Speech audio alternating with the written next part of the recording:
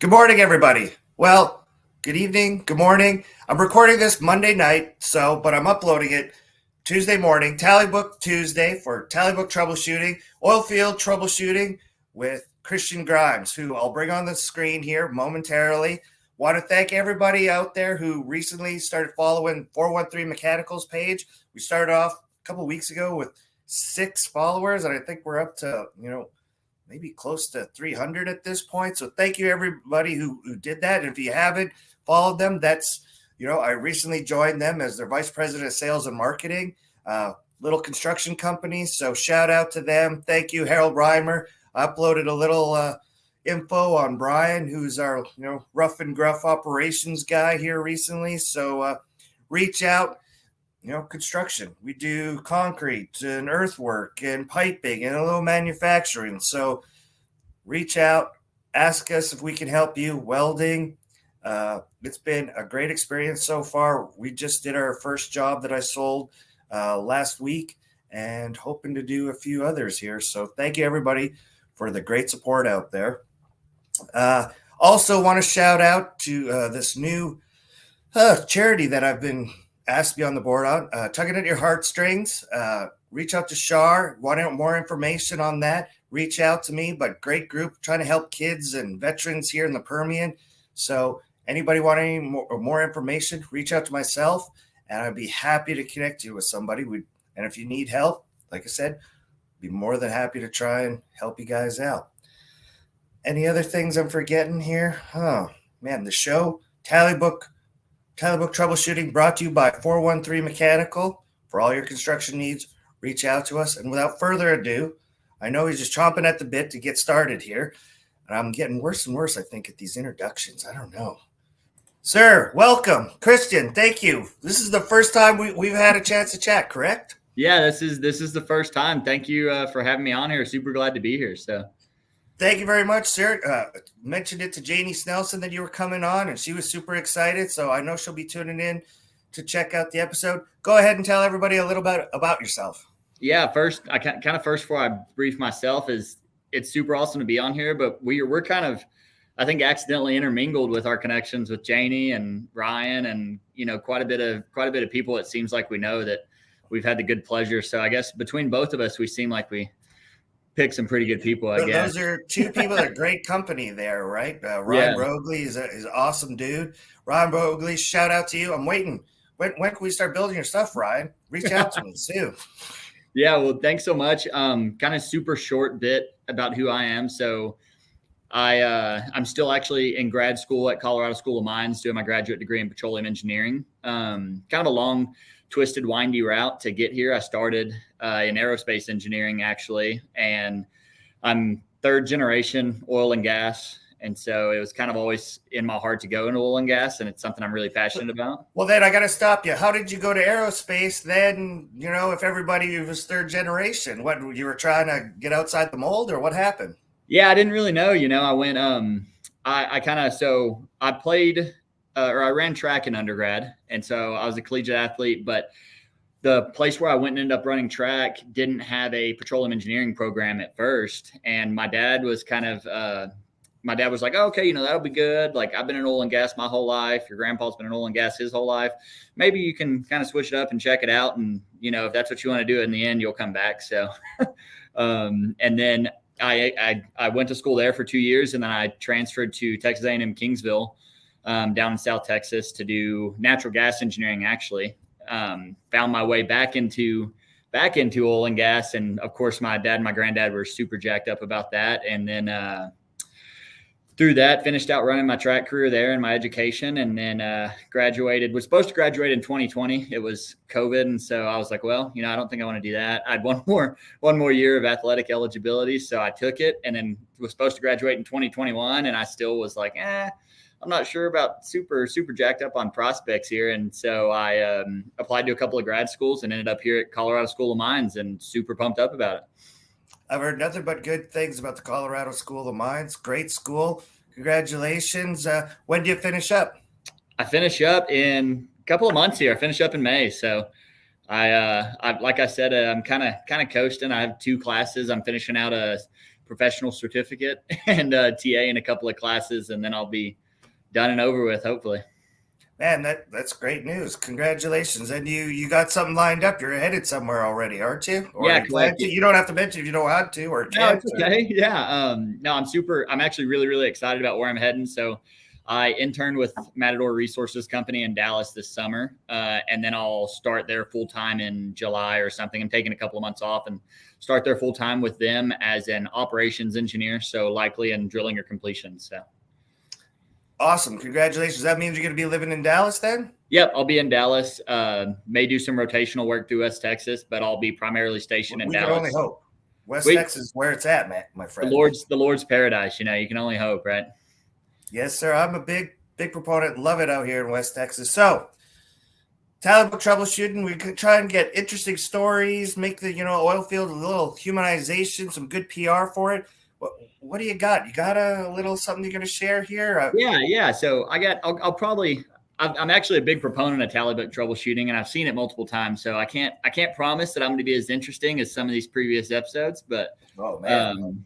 I had a guy one time, I literally had to say he wasn't giving me a whole lot here, and that was the best part of the whole episode. So I'm sure we'll be better. Go ahead, sir. Yeah.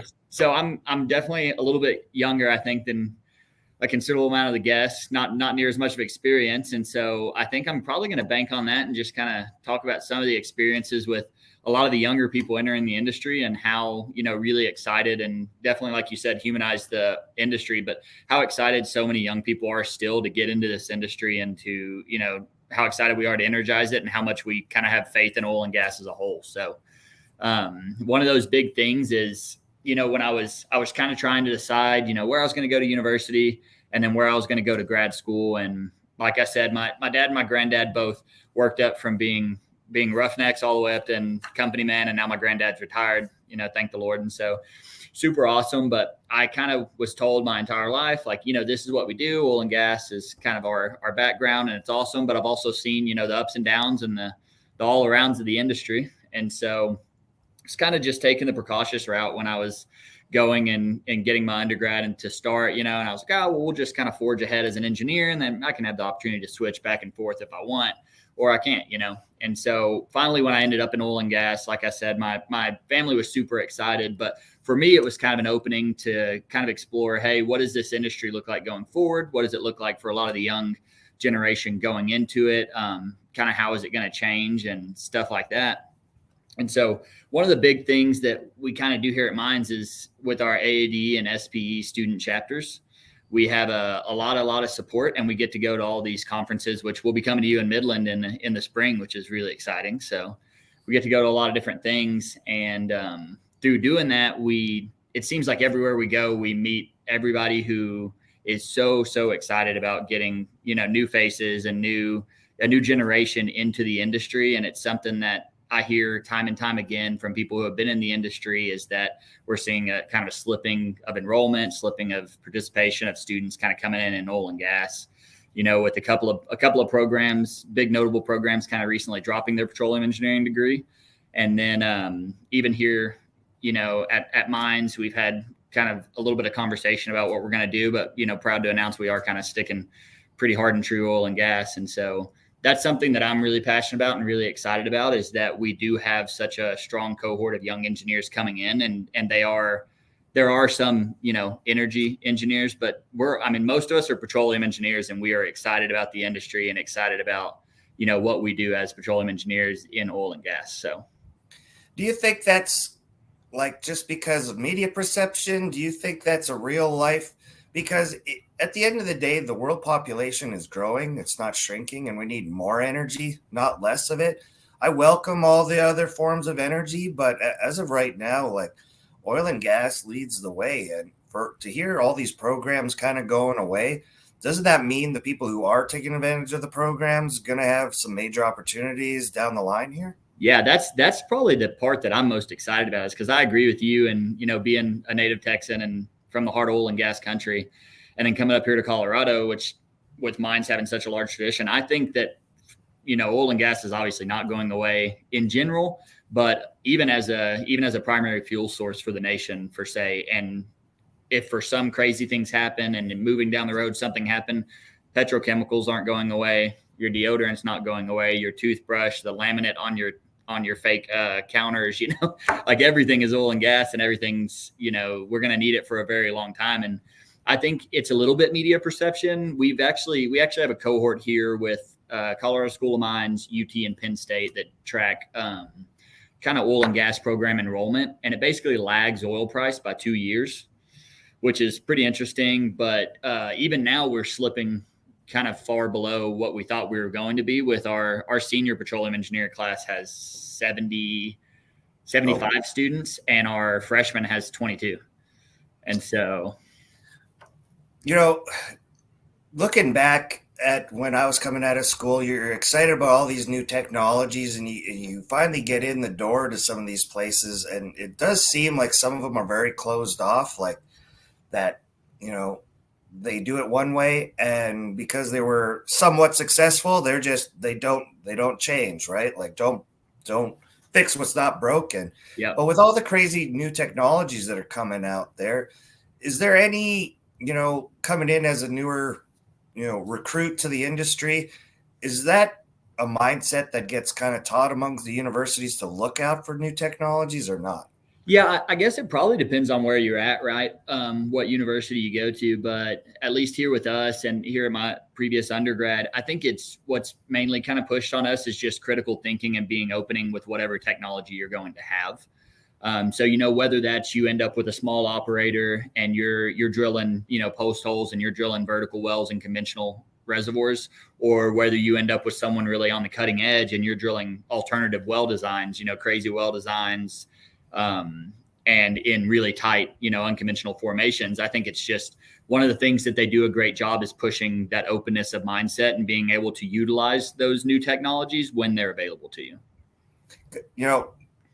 Doing this podcast or video cam or whatever, the work with LinkedIn, I've been exposed to some great new technologies that I just can't believe aren't, bigger and popular, in the industry, where to me, it's just a matter of getting them, that person in front of the right person. You know what I mean? Like there's some great, for cleaning up produced water, there's some new great technologies out there. Like it used to be very expensive. Now I think the costs have come down dramatically, and refineries and all sorts of things where it's just like, a lot of the technology's problems is their sales and stuff.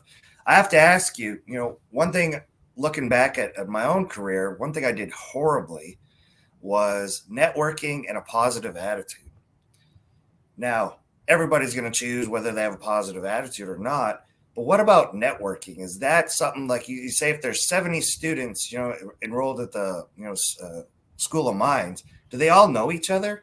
Yeah. So we all know each other. And then we also do a pretty good job through our professional organizations. So AAD and SBE, doing a good job of pushing networking amongst students with other majors, and then going to professional conferences. So like, for example, we'll be down in Houston this week, a small group of us going to NAPE. And that's to see our alumni and to make a face at the industry, but also to network a considerable amount, probably just as much as we're going to learn.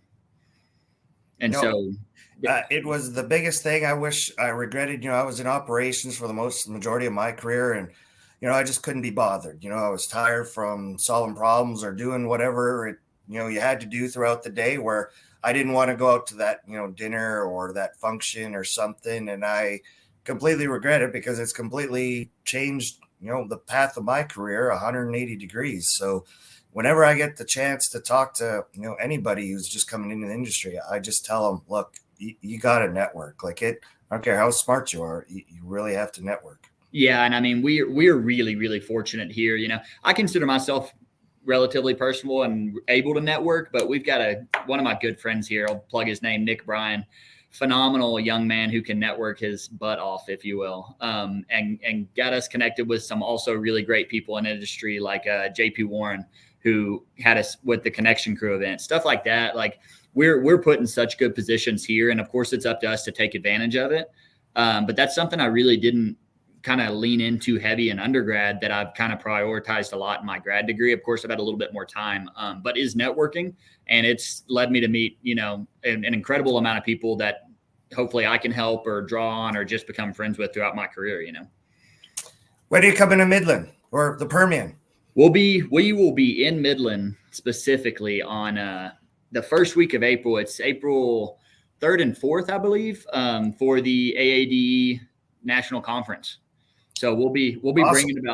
bringing about 30 of us, all mine students. So Perfect. Well, don't forget about me. Maybe we could do a, I don't know, nice little big live stream or event or something. You never know. hey, I'd love it. Yeah, that would be awesome. I definitely won't.